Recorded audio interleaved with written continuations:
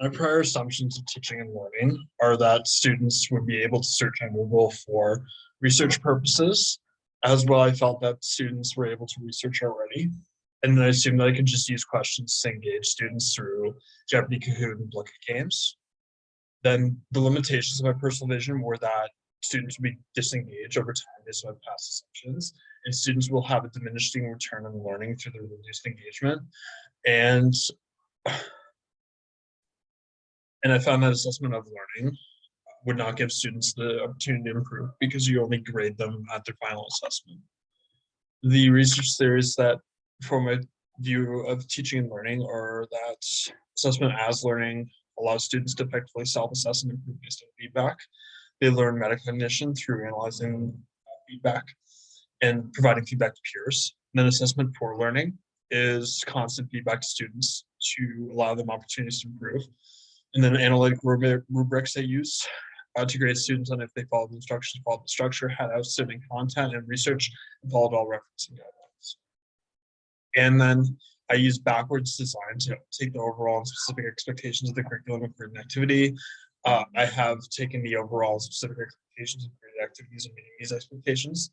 And the UDL meets the needs of the majority of the students, and DI meets the needs of the students with exceptionalities. The 2 to 3 concrete achievable goals as I begin next phase of teaching and learning journey are that I will have to make most of my assessments on assessment for learning to provide regular feedback to students and allow them to improve through more opportunities. And then there's assessment as learning to give students the opportunity to collaborate and get peer feedback. You can act on. And then the assessment for learning has been influential for me because it provides constant feedback to students.